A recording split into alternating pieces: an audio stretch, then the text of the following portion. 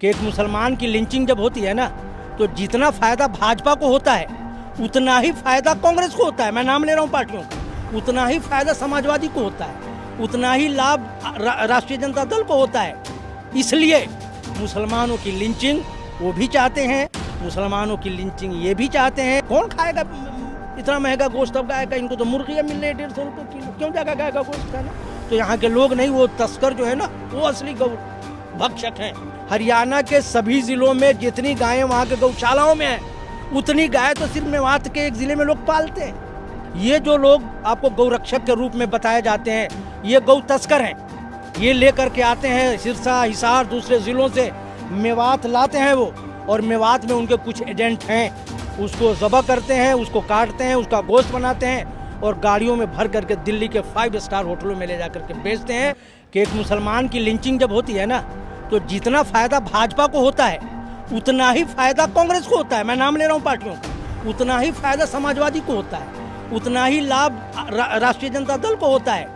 इसलिए मुसलमानों की लिंचिंग वो भी चाहते हैं, मुसलमानों की लिंचिंग ये भी चाहते हैं। पल पल न्यूज़ से मैं हूं आपके साथ नदीम अकरम। इस वक्त हरियाणा नूह में मैं मौजूद हूं और हरियाणा नूह इसलिए चर्चा का केंद्र बना रहता है क्योंकि पूरे नेशनल मीडिया की रडार पर अगर कुछ देखें तो नूह और मेवात, और जिसके कारण बीते 1 साल पहले नूह मेवात में किस तरीके की तस्वीरें देखने को मिली, उसे पूरे भारतवासियों को हिला दिया। और नूह मेवात को अगर जानना है तो नूह मेवात से जुड़े हुए ज़मीनी तौर पे लोगों से जानना बहुत ज़रूरी है। ऐसे ही शख्स हमारे साथ मौजूद हैं।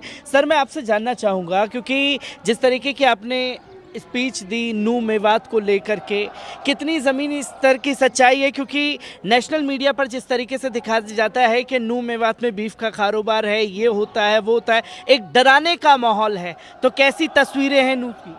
देखिए, मैं सबसे पहले यह स्पष्ट कर देना चाहता हूं कि मेवात में बीफ का कारोबार नहीं होता है। ये जिनको गौरक्षक कहते हैं, मैं ये सवाल करता हूं इस सवाल के जवाब में कि आप सोचो, मेवात का ये इलाका है। मेवात में कहा जाता है कि गाय बाहर से आती है। मेवात का कोई आदमी 150 रुपये किलो गोश्त, गाय का गोश्त बेचने के लिए रेवाड़ी, झज्जर, सिरसा, हिसार से अपने जान को जोखिम में डालकर ऐसा काम नहीं कर सकता है। ये जो लोग आपको गौरक्षक के रूप में बताए जाते हैं, ये गौ तस्कर हैं।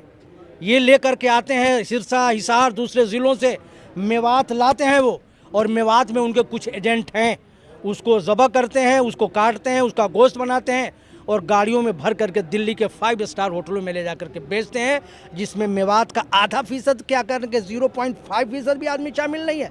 1-2 लोग हो सकते हैं, लेकिन बड़ा कारोबार वो गौ तस्कर हैं जो अपने आप को गौरक्षक करते हैं। वो गाय लाते हैं, काटते हैं और दिल्ली के 5 स्टार होटलों में 300 रुपये, 500 रुपये किलो बेचते हैं। यहाँ कभी गाय नहीं अब कटती, यहाँ के लोग गाय पालते हैं।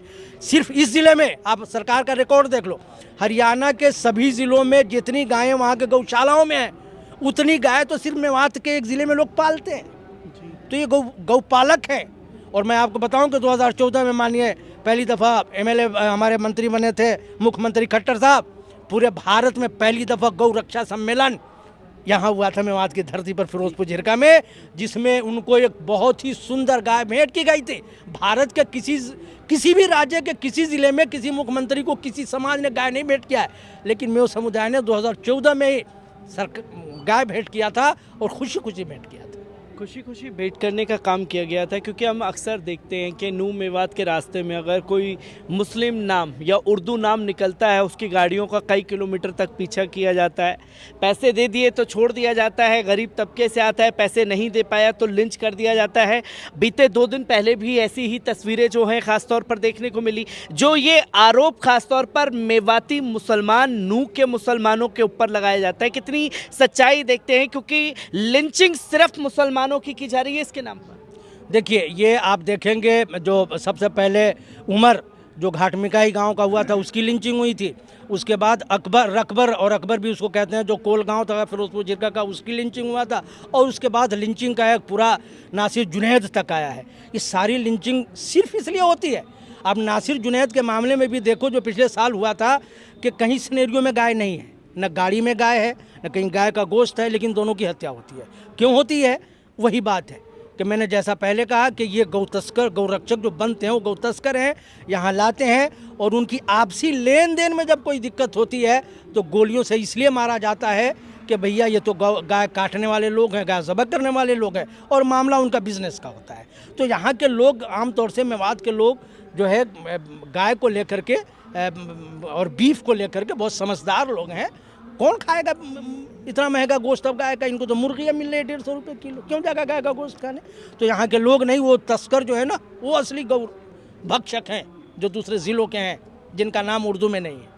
क्योंकि मैं ये जानना चाहूँगा, क्योंकि पिछले साल जैसे कि लिंचिंग के नाम पर भी अगर टारगेट किया जा रहा है तो नूह मेवात के मुसलमान हैं। हमने देखा कि पिछले साल दंगे की तस्वीरें देखने को मिली, दंगे के नाम पर कई मुसलमानों को आज तक जेल की सलाखों के पीछे सड़ा रखा है और बुलडोज़र भी चला तो मुसलमानों की दुकानों को चुन चुन करके चुना गया, दुकानों को निशाना बनाया दंगाइयों ने, तो मुसलमानों की बताया किस तरीके से देखते हैं? क्योंकि मेवात को जो लोग जानते हैं वो जज्बाती कौम है, वो मोहब्बत वाली कौम है, पर जिस तरीके से बीते कुछ सालों से तस्वीर आई है, कैसे देखना और बताना चाहेंगे उसे? देखिए, जो इस देश में नफ़रत की राजनीति करते हैं राजनीतिक पार्टियां हैं और उनके सहयोगी जो सामाजिक संगठन हैं ज़मीनी, वो लोग चाहते हैं, चूँकि ये एनसीआर में है, दिल्ली के नज़दीक है और मुसलमानों का बहुत बड़ा हब है, तो ये सारी चीज़ें इसलिए करते हैं कि यहाँ से मुसलमान बदनाम हो, यहाँ से नफ़रत फैले, यहाँ लड़ाई झगड़े के नाम पर दंगे हो और वो पूरे एनसीआर और दूसरे राज्यों में जो है जा कर के फैले और उससे उनका वोट का फ़ायदा हो।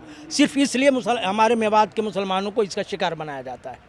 मेवात के मुसलमानों को इसके लिए शिकार बनाया जा रहा है क्योंकि हमने देखा कि जब ये सारी चीज़ें होती हैं, मेवात के मुसलमान कभी किसी राजनीतिक पार्टी को अपना रहनुमा बना लेते हैं, पर जब उनके ऊपर मुसीबत आई तो कोई राजनीतिक नुमाइंदा जो बड़ी बड़ी पार्टियों का वो उनके साथ खड़ा हुआ नहीं दिखाई दिया। क्योंकि आपने अपनी स्पीच में भी यही बात कही है ख़ासतौर पर कि वो लोग साथ कभी खड़े होते हुए दिखाई नहीं देते, वो लफ्ज़ मुसलमान कहने से भी कतराते हैं। अगर मुसलमान की लिंचिंग हो रही है तो साफ कहा जाता है कि साहब ये तो अल्पसंख्यक समुदाय से थे। देखिए, आप पत्रकार साथी हैं, आप समझ रहे होंगे कि एक मुसलमान की लिंचिंग जब होती है ना तो जितना फ़ायदा भाजपा को होता है उतना ही फ़ायदा कांग्रेस को होता है, मैं नाम ले रहा हूँ पार्टियों का, उतना ही फ़ायदा समाजवादी को होता है, उतना ही लाभ राष्ट्रीय जनता दल को होता है। इसलिए मुसलमानों की लिंचिंग वो भी चाहते हैं, मुसलमानों की लिंचिंग ये भी चाहते हैं, क्योंकि जब मुसलमानों की लिंचिंग होती है तो भाई वोट जो है पोलराइज होता है, उनके लोग उनकी तरफ मुड़ते हैं, ये बेचारे मुसलमान और अल्पसंख्यक लोग इनकी तरफ मुड़ के इनको वोट देते हैं। इसलिए ये दोनों चाहते हैं कि लिंचिंग होती रहे। इसलिए बोलना तो दूर की बात है, आप सही कह रहे हो, तो अल्पसंख्यक शब्द कह के वो सिर्फ निभाते हैं, वो बस एक छोटी सी चीज़ निभाते हैं कि हमने बयान दिया है बस। लेकिन आपने सुना हो कि किसी भी लिंचिंग के ख़िलाफ़ जो सेकुलर पार्टियाँ, किसी ने कभी बड़ा आंदोलन किया हो, कभी ज़ोरदार बातें की हो, कभी सड़क पर उतरा हो, कोई भी पार्टी अगर अल्पसंख्यकों पर होने वाले जुल्म पर सिर्फ विधानसभा और या विधान लोकसभा में चंद शब्द बोल करके घर बैठ जाती है तो बेईमान है। अगर वो ईमानदार होते तो सड़क पे उतरते इस जुल्म के ख़िलाफ़। चूँकि कोई भी राजनीतिक पार्टी चाहे वो सत्ता में मजबूत हो तभी वो कमज़ोर पड़ती है, अपने नज़रिए को बदलती है जब सड़क पे आंदोलन होता है, और जब सड़क पे आंदोलन नहीं होता है तो संसद जो है सूना हो जाता है। कहते हैं, राम मनोहर लोहिया ने कहा था कि अगर सड़कें सूनी हो जाएं तो संसद आवारा हो जाता है। वैसा आवारगी चल रही है, बस सेकुलर पार्टियां सिर्फ निभाती हैं बस। आप सड़कों पर उतरने की बात कह रहे हैं, सड़कों पर अगर उतरते हैं तो वही नौजवानों को जेल की सलाखों के पीछे डाला जाता है, वही कांग्रेस के नेता अगर गुस्ताखे रसूल को लेकर के ज्ञापन देने पहुंच जाते हैं तो उनके 20 करोड़ के महल को ज़मींदोज़ कर देते हैं, पर कांग्रेस पार्टी उस पर नहीं बोलती। तो ऐसे में अगर आम मुसलमान करे तो करे क्या फिर? मैं कह रहा हूँ ना कि शहजाद के जो है छतरपुर में घर गिर गया और कांग्रेस के आदमी थे, कांग्रेस पार्टी ने कभी कोई उस पर ये नहीं किया। वो भी चाहते हैं कि ऐसे शहजाद के 10 शहजाद के घर गिरें ताकि जो है राजनीतिक फ़ायदा जो उनको होगा वहाँ जो है मोहन यादव क्या नाम है उनका, उतना ही फ़ायदा इनको होगा। इसलिए देखिए, मैं तो ये कहता हूँ, मेरी समझ ये है अब अपने 51 साल की उम्र में कि कम से कम मुसलमानों को इन दोनों बड़ी पार्टियों को छोड़ना चाहिए, उन छोटी पार्टियों के साथ आना चाहिए। मैं बाम सेफ की बात करता हूँ, मैं उससे जुड़ा हुआ हूँ, उस संगठन से जुड़ा हुआ हूँ। बाम सेफ जो दलितों की बात करता है, पूरे देश के मूल निवासियों की बात करता है। मैं आज एसडीपीआई के प्रोग्राम में आया हूँ। ये लोग भी मजलूमों को अधिकार देने की बात करते हैं, भूख से जो है लोगों को बचाने का प्रयास करते हैं, लोगों को बेघरों के लिए काम करते हैं, ऐसे के साथ जुड़ना चाहिए जो कम से कम जुल्म के खिलाफ सड़क पे उतर करके आंदोलन तो करे। जब काम वहाँ नहीं हो रहा है तो इनके साथ आना चाहिए, ऐसी पार्टियों के साथ, मेरा अपना नज़रिया है, और आकर के जो है जुल्म के खिलाफ आवाज़ उठानी चाहिए, क्योंकि बड़ी राजनीतिक पार्टियां चाहे वो सेकुलर हो, सड़क पे उतर करके कभी विरोध प्रदर्शन नहीं करती। तो आप देख सकते हैं कि नू मेवात से जुड़े हुए शख्स हमारे साथ मौजूद हैं, जिन्होंने साफ तौर पर कहा कि अगर कौम को अपनी आवाज़ों को बुलंद करना है तो सड़कों को भरना पड़ेगा, और जब सड़कों को भरेंगे तो संसदें वीरान होती।